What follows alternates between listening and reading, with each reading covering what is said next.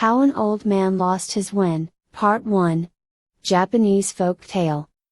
Many years ago there lived a good old man who had a wen like a tennis ball growing out of his right cheek. This lump was a great disfigurement to the old man, and so annoyed him that for many years he spent all his time and money in trying to get rid of it. He tried everything he could think of. He consulted many doctors far and near, and took all kinds of medicines both internally and externally, but it was all of no use. The lump only grew bigger and bigger till it was nearly as big as his face, and in despair he gave up all hopes of ever losing it, and resigned himself to the thought of having to carry the lump on his face all his life.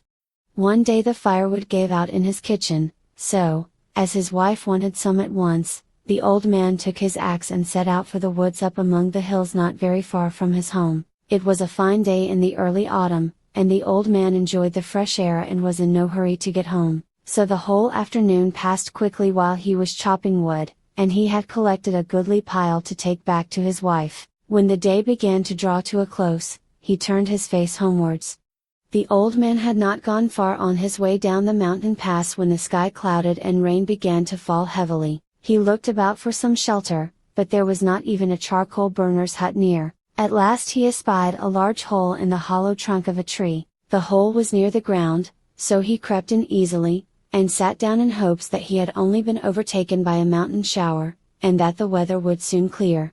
But much to the old man's disappointment, instead of clearing the rain fell more and more heavily, and finally a heavy thunderstorm broke over the mountain. The thunder roared so terrifically, and the heavens seemed to be so ablaze with lightning, that the old man could hardly believe himself to be alive. He thought that he must die of fright. At last, however, the sky cleared, and the whole country was aglow in the rays of the setting sun. The old man's spirits revived when he looked out at the beautiful twilight, and he was about to step out from his strange hiding place in the hollow tree when the sound of what seemed like the approaching steps of several people caught his ear. He at once thought that his friends had come to look for him, and he was delighted at the idea of having some jolly companions with whom to walk home. But on looking out from the tree, what was his amazement to see, not his friends, but hundreds of demons coming towards the spot. The more he looked, the greater was his astonishment. Some of these demons were as large as giants, others had great big eyes out of all proportion to the rest of their bodies,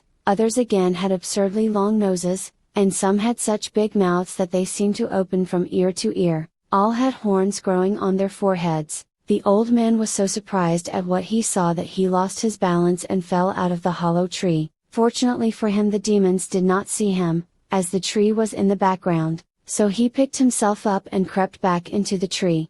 While he was sitting there and wondering impatiently when he would be able to get home, he heard the sounds of gay music, and then some of the demons began to sing.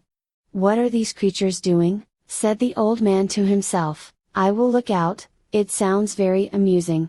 On peeping out, the old man saw that the demon chief himself was actually sitting with his back against the tree in which he had taken refuge, and all the other demons were sitting round, some drinking and some dancing. Food and wine was spread before them on the ground, and the demons were evidently having a great entertainment and enjoying themselves immensely. To be continued.